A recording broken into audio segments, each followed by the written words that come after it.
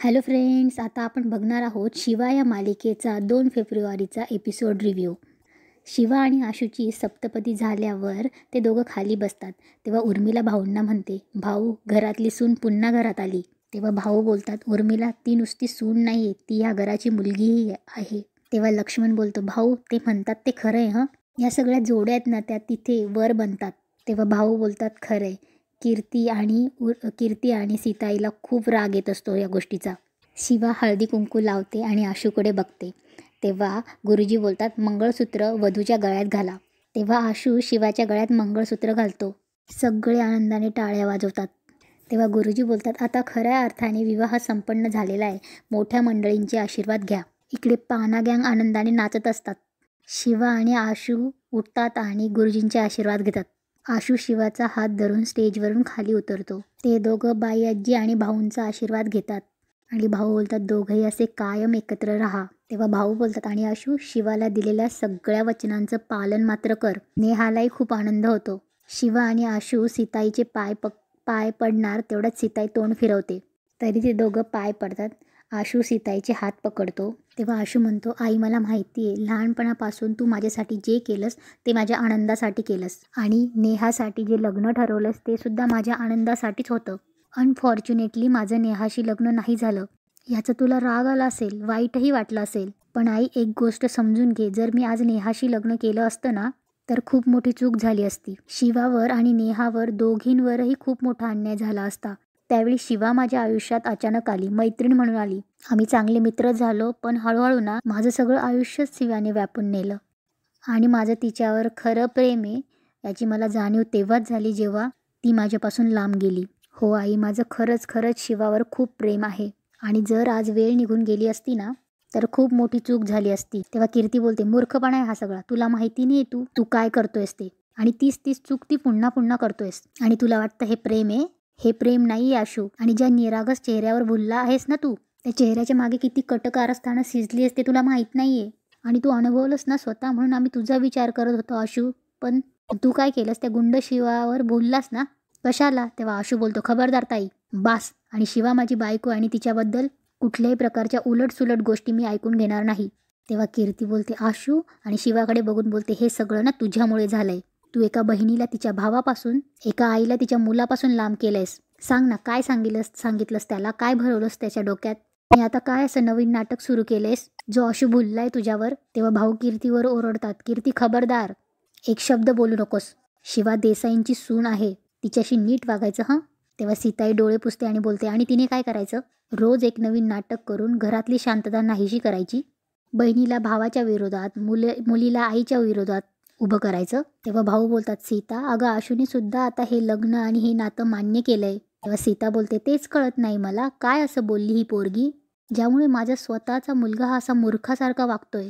सीताई आशूला हात लावते आणि बोलते, आशू सांग, काय सांगितलंय तिने तुला, असं काय सांगून भडकवलंय ज्यानं तुझं मत असं अचानक बदललं? नेहाबद्दल काही सांगितलंय का? तेव्हा आशू बोलतो, आई, शिवाने मला कोणाबद्दलही काही सांगितलं नाही. जे काही झालं ते आमच्यात झालं आणि आमच्यात जो काही गैरसमज होता तो दूर झाला, दॅट्स इट. तेव्हा सीता बोलते, गैरसमज? अरे हीच ती मुलगी आहे जिने गुंड पाठवून तुझा जीव घेण्याचा प्रयत्न केला होता आणि तू गैरसमज म्हणतोय या सगळ्यांना?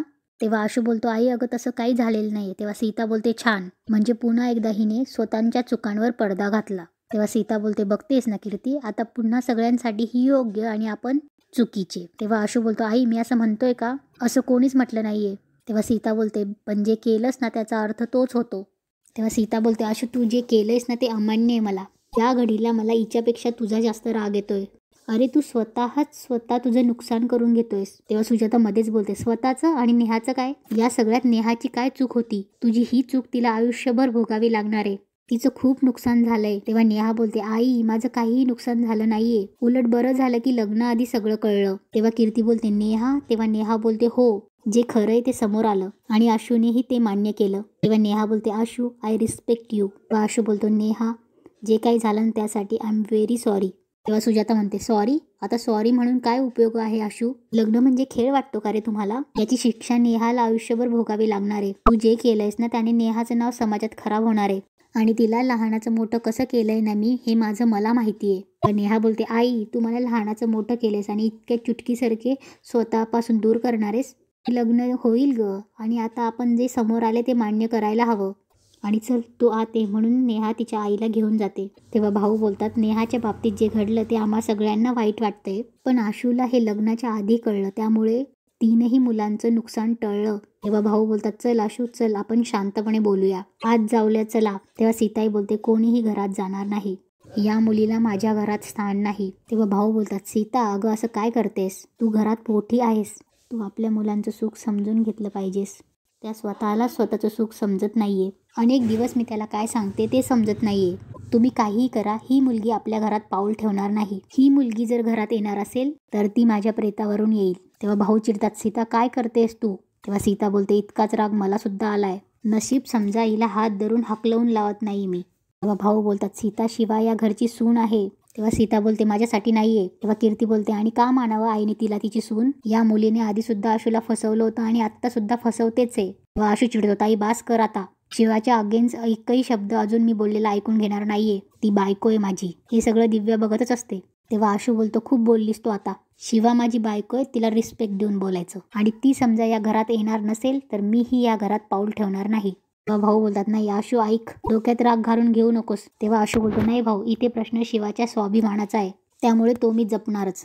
समजा शिवाला या घरात यायची परवानगी नसेल तर मीही नाही येणार. काय, शिवा नेहमी माझ्या पाठीशी उभे राहते, मीही तिच्या पाठीशी उभा राहणार, तिचा स्वाभिमान जपणार. काय राहू आम्ही एका छोट्याशा भाड्याच्या घरात राहू आम्ही, पण निदान आम्ही सुखी राहू. तेव्हा कीर्ती रडत बोलते, म्हणजे तू हिच्यासाठी आम्हाला या घराला सोडून जाणार आहेस, असं काय आहे हिच्यात. लक्ष्मण काका ओरडतात, कीर्ती तू शांत बसतेस का. आधीच इथे ना गोष्टी हातातून निघून चालल्यास, त्यात तू तेल ओतू नको. तेव्हा सीताई बोलते, बरोबर बोलते ती. तू हे म्हणतोयस ना सगळं घर सोडून जायचं वगैरे, बोलणं सोपं आहे रे, करणं खूप कठीण आहे. आत्तापर्यंत लाडाकोडात वाढलायस तू, जे हवं ते सगळं हाताशी मिळालं तुला.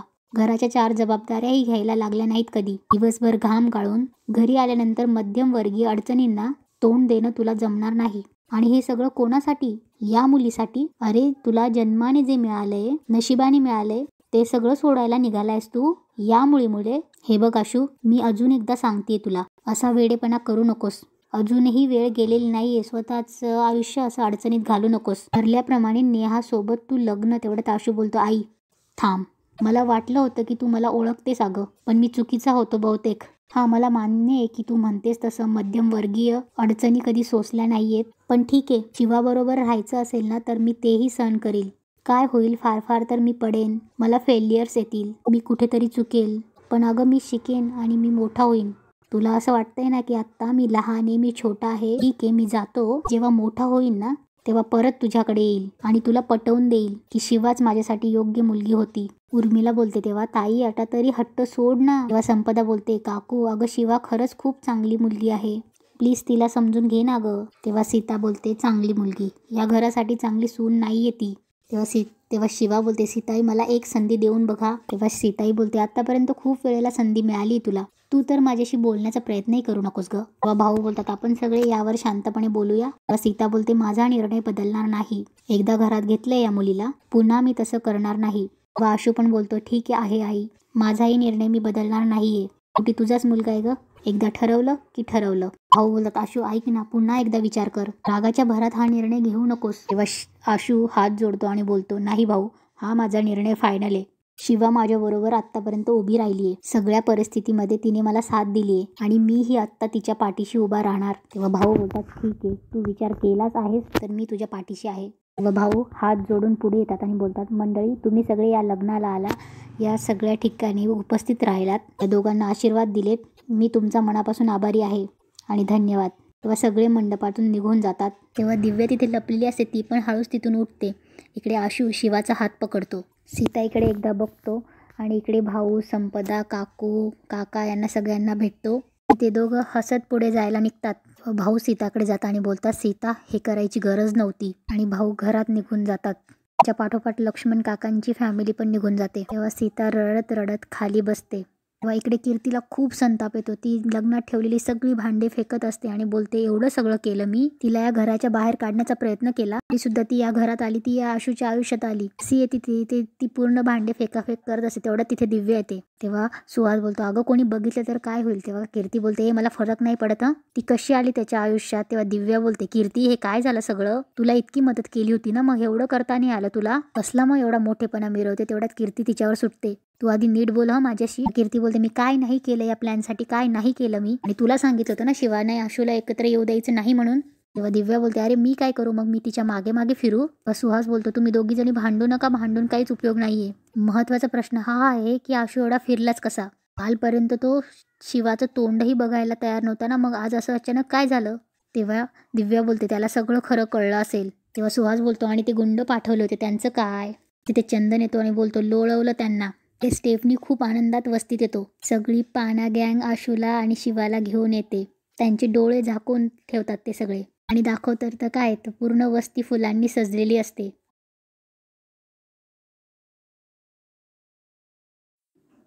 तेव्हा स्टेफनी बोलतो आता कोणी पुढे जायचं नाही, आता तुमचं लग्न झालंय ना, आता आम्ही म्हणणार तसंच होणार. तेव्हा बायाजी बोलते अरे पण घर तिकडे आहे. तेव्हा स्टेफनी बोलतो अहो तुम्ही थांबा हो बायाजी. तेव्हा स्टेफनी म्हणतो आता आम्ही सांगल तसं होणार हं. ढोल ताशा वाजवायला सुरुवात होते. सगळी पाना गँग बेधुंद होऊन नाचते. शिवा आणि आशू पण बेधुंद होऊन नाचतात. तेव्हा मांजा म्हणतो भाई मी डेंजर खुश आहे, डेंजर खुश आहे, आज तर मी एका पायावर पण नाचणार. तेव्हा आशू बोलतो खुश आहे ना. तेव्हा मांजा म्हणतो तुला सांगतो तू जर आज माती खाल्ली असती तर असं कुदवला असता ना. तेव्हा आशू बोलतो ए खाल्ली का माती. तेव्हा मांजा आशूच्या गळ्यात पडतो आणि त्याला बोलतो तू आज जो डिसिजन घेतलाय एक नंबर भावा. आशू बोलतो मला ना खूप दिवसानंतर गिल्ट फ्री वाटतंय. तेव्हा मांजा आशूची पप्पी घेतो आणि बोलतो हात दाखव, आणि वरती हात करून बेधुंद होऊन नाचतात ते दोघं. इकडे चंदन येतो दिव्या आणि कीर्तीजवळ आणि बोलतो आणि पळवलं सुद्धा आणि हसायला लागतो आणि पेड्यांचा बॉक्स उघडून बोलतो घे दिव्या घे पेढा घे. जबरदस्ती दिव्याच्या तोंडात पेढा कोंबतो. सुहासला बोलतो तुम्ही घ्या ना घ्या, आणि कीर्तीलाही देतो. कीर्ती मॅडम. तेव्हा कीर्ती चंदनच्या हातातला पेढा फेकून लावते. तेव्हा चंदन बोलतो ठीक आहे आता ऐका, तुम्हाला जे करायचं होतं ते तुम्ही केलं, पण तरीही शिवा आणि आशू एकत्र आले. आता तरी यातनं काहीतरी शिका आणि सुधरा. दिव्या बोलते चंदन आता इथे काहीही बोलू नकोस. तेव्हा चंदन बोलतो दिव्या गप्प राहा, तू काय केलंयस ते अजून मी कोणाला सांगितलं नाहीये, हे तुझं नशीब समज, पण एक गोष्ट लक्षात ठेव माझं तुझ्यावर प्रेम आहे म्हणून मी तुला सोडून देईल असं समजू नको हं. तेव्हा सुहास बोलतो ए चंदन भावा ऐक ना, जे झालं गेलं ते आपण विसरून जाऊयात ना. हे बघ आम्हाला तुझ्यापासून काहीच प्रॉब्लेम नाहीये. तेव्हा चंदन बोलतो अहो तुम्हाला कशाला असेल माझा प्रॉब्लेम, प्रॉब्लेम तर मला आहे तुमचा. आता तिघांना एक गोष्ट सांगतोय ती नीट लक्षात ठेवा, शिवा आणि आशूच्या आजूबाजूलाही दिसायचं नाही, आणि जर दिसलात तर परत तुम्ही कुठेच दिसणार नाही. तेव्हा कीर्ती बोलते ए तुला काय वाटतं माझ्या घरातले तुझ्यावर विश्वास ठेवतील, अशा मुलावर विश्वास ठेवतील जो दिव्याला पळवून लग्न करतो. तेव्हा चंदन बोलतो अहो मॅडम मी काय शिवा किंवा आशू नाहीये, चंदन आहे मी या अगोदर काय काय केलंय तुम्हाला चांगलंच माहिती आहे, त्यामुळे यापुढे मी आता काय काय करतो त्याचा अंदाजा तुम्ही लावू शकता. कीर्ती चिडते. सुहास तिला बाजूला करतो, शांत हो करतो.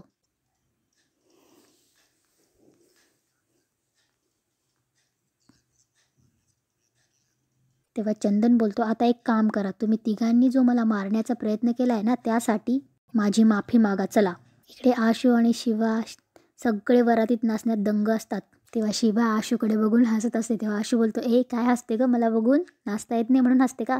शिवा हसते आणि बोलते नाही नाही असं काही नाहीये. तेव्हा शिवा बोलते माहीत नाही मला खूप हसायला येते. तेव्हा आशू बोलतो खूप हसायला येते तुला, आणि शिवाला उचलून घेतो. शिवा बोलते अरे काय करतोयस लोक बघताय. तेव्हा आशू बोलतो बघू दे, बायकोस तू माझी मग, आणि ते पण 2दा लग्न केलंय मी तुझ्याशी, हे पण तू बोलते की सगळे बघतायत, बघू दे काय फरक पडत नाही. आणि आशू ओरडत ओरडत खूप एन्जॉय करतो. तेव्हा शिवा मनात बोलते आशू मला माहिती आहे हे सगळं तू फक्त माझ्यासाठी करतोयस, माझ्या स्वाभिमानासाठी, माझ्या आनंदासाठी, पण तुला घर सोडून आल्याचं वाईट वाटत असेल हे मला कळतंय, पण ना एक दिवस तू नक्कीच सगळ्यांचं मन जिंकशील आणि या सगळ्या प्रवासात मी सोबत असेल तुझ्या. शिवा सगळ्यांना बोलते थांबा थांबा. सगळे बोलता काय यार शिवा. तेव्हा शिवा बोलते अरे थांबा आशू थकलाय आता चला. तेव्हा अप्पर बोलतो हे बघ शिवानी आशुतोष देसाई आम्ही खूप मजेत आहेत आज, आम्ही जाम खुश आहेत, आणि परत बोलतो वाजवा. तेव्हा शिवा बोलते लग्न पहिल्यांदा होतंय का. तेव्हा स्टेफनी बोलतो अगं म्हणून तर आम्ही जाम मज्जेत आहे की कारण तुझं लग्न एका वर्षात 2दा होतंय. तेव्हा तिथे एक माणूस म्हणतो की अहो जावई बापूने तर 2दा लग्न केलंय. तेव्हा बॅटरी बोलतो मामा अहो जावई बापूंना लाडवाची खरी चव कळली आहे. सगळे खूप एन्जॉय करत असतात वस्तीत.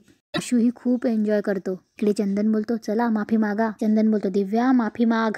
तेव्हा दिव्या बोलते सॉरी चंदन, मी चुकले, जे झालं ते झालं, परत होणार नाही, मी माफी मागते. तेव्हा चंदन बोलतो असं मजा नाही आली, गुडघ्यावर बसून माफी माग. हां चल. चंदन बोलतो बसा. दिव्याला बोलतो दिव्या गुडघ्यावर चलो. दिव्या गुडघ्यावर बसते आणि चंदनची माफी मागते. तेव्हा चंदन बोलतो नाहीस, आता तुम्ही दोघं चला. सुहास बोलतो सॉरी, आमच्याकडून खूप मोठी चूक झाली, असं परत कधीच करणार नाही. चंदन बोलतो गुडघ्यावर बसून.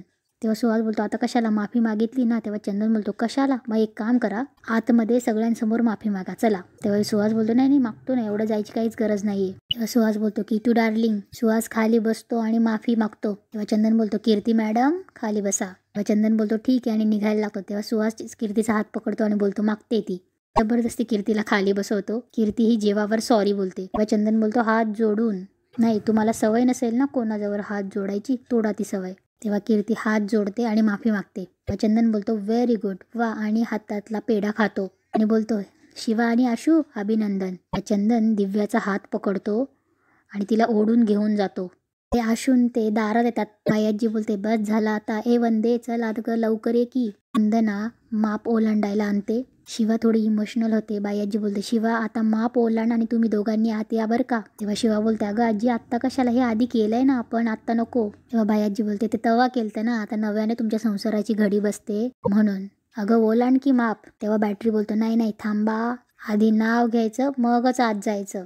शिवा बोलते अरे घेतलं ना आधी नाव, आता परत कुठे घ्यायचं. तेव्हा सायलेन्सर बोलतो नाही आता वेगळं घे. तेव्हा बॅटरी बोलतो हा शिवा उखाणा घे, पटकन घे. अप्पर बोलतो हे बघ शिवा, नाव घेतल्याशिवाय आत जाता येणार नाही. जीजू नाव घ्या. सगळे जीजू जीजू ओरडायला लागतात. आशू बोलतोय थांबा ऐका, ऑन अ सिरियस नोट, तसंही मला आत जाता येणार नाही.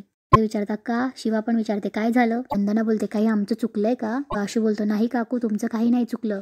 बाई आजी बोलते घरात यायला काय हरकत आहे. आजी त्या घरून मी निघालो ना तेव्हा आईला प्रॉमिस केलं की मी परत येईल तर काहीतरी बनवून दाखवीन, मगच परत येईन, स्वतःच्या पायावर उभं राहीन. आणि आता जर इथे येऊन राहिलो मी तर त्याला काय अर्थ उरला ना. तेव्हा शिवा पण त्याच्याकडे खूप आपुलकीने बघते. तेव्हा वंदना बोलते अहो हे पण तुमचंच घर आहे की, तुम्ही इथूनही करू शकता की.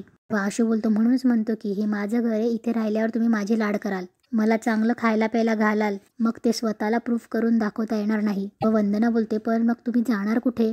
आशू बोलतो माहित नाही, मला माहिती की तुम्हाला माझी काळजी आहे, तितकी माझी तितकी शिवाची पण तुम्हाला काळजी, पण खरंच मी हे नाही करू शकत. मी इथे आलो तर हे सगळं कष्ट करणं, स्वतःला प्रूफ करून दाखवणं, याला काहीच पॉईंट उरत नाही.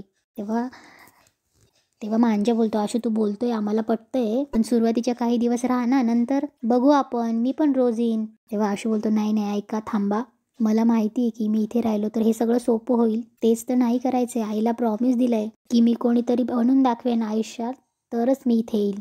तिकडनं जेव्हा आम्ही निघालो तेव्हाच माझी परीक्षा सुरू झाली आणि भाई मी ती पूर्ण करणार. शिवा मला कोणाच्या भावना दुखावायच्या नाहीये. तेव्हा वंदना बोलते शिवानी तू तरी समजव ना त्यांना. तेव्हा शिवा बोलते अगं आई आशू काय चुकीचं बोलतोय. तेव्हा वंदना बोलते अगं पण ते या घरचे जावई आहेत ना, ते इथून बाहेर पडले म्हणजे या घरावरचा अधिकार संपला असं नाही ना. तेव्हा शिवा बोलते अगं पण त्याच्यासाठी, आमच्या संसारासाठी त्याला स्वतःच्या पायावर उभं राहणं गरजेचं आहे. तेव्हा बाईआजी बोलते वंदे अगं पोरं बोलतात ते एकदम खरं आहे, आपली माया त्यासनी बांधून ठेवेल, अगं त्यासनी त्यांच्या पायावर उभं राहू दे की. अगं आपण नशिबान आहोत की आपल्याला आशूसारखा जावाई मिळाला. आणि वंदे पोरं आता मोठी आहेत, ती त्यांचे निर्णय त्यासनी घेऊ देत की, आपण त्यासनी समजून घेऊया. आशू हात जोडतो आणि बोलतो आजी काकू सॉरी, मला तुम्हाला दुखवायचं नव्हतं. तेव्हा वंदना बोलते अहो तुम्ही काय माफी मागताय, खरं तर आम्ही तुमचे ऋणी आहोत. आज तुम्ही शिवाच्या स्वाभिमानासाठी तिच्या पाठीशी उभे राहिलात, हे उपकार आहेत व आमच्यावर तुमचे. तेव्हा आशू बोलतो कर्तव्य ते मला करायलाच हवं आणि मी खरं तर तुमची माफी मागतो की मलाच जरा उशिरा कळलं. तेव्हा वंदना बोलते मला खरंच तुमची काळजी वाटते हो. तेव्हा शिवा बोलते आई अजिबात काळजी करू नको, मला खात्री आहे मी आशूबरोबर कुठेही असले ना तरी सुखात असेल आणि त्याच्याबरोबर कुठल्याही परिस्थिती असतील तर आनंदात राहील. तेव्हा वंदना बोलते बरं मग आता आम्हाला सांगा आम्ही तुमच्यासाठी काय करू शकतो. तेव्हा शिवा बोलते फक्त आशीर्वाद द्या, तुमच्या आशीर्वादामुळे आशू एक ना एक दिवस त्याच्या पायावर नक्की उभा राहील, ज्याच्यामुळे सीताला पण अभिमान वाटेल. तेव्हा आशू बोलतो हा बाबा ते महत्वाचं आहे. तेव्हा आशू आणि शिवा बाहेरच्या बाहेर आजीच्या पाया पडतात, वंदनाच्या पण पाया पडतात आणि बाहेरच्या बाहेर जातात. इकडे सीता घरात इमोशनल होऊन बसलेली असते. तेव्हा लक्ष्मण बोलतो इथे जे काही घडलंय ते घडायला नको हवं होतं, काहीतरी विचित्रच होऊन बसलं ना. आशू आणि शिवा हे घर सोडून गेले ही गोष्ट पचतच नाही. उर्मिला बोलते ताईला पण खूप त्रास होतोय हो. कीर्ती बोलते पण एवढं सगळं घडूनही भाऊंना काहीच बोलायचं नसेल. तेव्हा भाऊ बोलतात मला काही नाही वाटत की आशूने काही चुकीचा निर्णय घेतलाय. त्याने तिचा हट्ट सोडला असता तर हा असा निर्णय घ्यायची आशूवर वेळच आली नसती. शेवटी नवऱ्यानं आपल्या बायकोला योग्य ठिकाणी पाठिंबा द्यायलाच पाहिजे. सीता बोलते, खरंय, नाही मीच चुकले. मी माझ्या मुलाच्या आनंदाचा विचार केला, या घराचा भल्याचा विचार केला. मी ही चूकच आहे माझी. त्याचं तर काय, त्या मुलीने पुन्हा त्याला स्वतःच्या जाळ्यात ओढून घेतलं. भाऊ बोलतात, सीता पुन्हा तेच करतेस तू. शिवाने आपल्या आशूला जाळ्यात नाही ओढलं. आशूला शिवावरच्या त्याच्या प्रेमाची खात्री पटली, जे त्याचं तिच्यावर आधीपासून होतं. तेव्हा कीर्ती बोलते, हो पण आशू गायब होता ना भाऊ, आला कोणासोबत? शिवासोबत. सुहास कीर्तीचा हात पकडतो आणि बोलतो, किटू डार्लिंग, हे बघ आता बरंच काही घडून गेलंय, वातावरण तापलंय, ऐक जरा प्लीज. तर काही जरी बोललो ना, आपल्यावरती उलटण्याची शक्यता आहे. ते दोघं जण स्वतःहून घर सोडून गेलेत. आत्ता बोलण्याच्या नादात जर काही गोष्टी बाहेर आल्या, कळतंय तुला, आपल्याला धक्के मारून घराच्या बाहेर हाकलतील. हा, योग्य वेळ येईल तोपर्यंत शांत राहा. व उर्मिला बोलते, बरं मी जेवणाचं बघते. तेव्हा लक्ष्मण बोलतो, नाही नाही ते काही नाही भाऊ, मी जातो आणि उद्याच्या उद्या आशूशी बोलतो, त्याला समजवतो. तेव्हा भाऊ बोलतात, नको लक्ष्मण, एवढ्यात नको, नुकत्याच बऱ्याच गोष्टी घडून गेल्यात. आशूला आपण त्याचा वेळ द्यायला हवा. 2 दिवसांनी मीच जाऊन येईल. तेव्हा लक्ष्मण बोलतो, ठीक आहे. तेव्हा सीताई बोलते, हेच होऊ द्यायचं नव्हतं मला, माझ्या मुलाचं आयुष्य खराब होऊ द्यायचं नव्हतं आणि त्यानेच असा डिसिजन घेतला. तर मी काय बोलणार, अभिनंदन, तुम्ही जिंकलात, मी हरले. आज एक आई हरली आणि इथेच एपिसोड संपतो.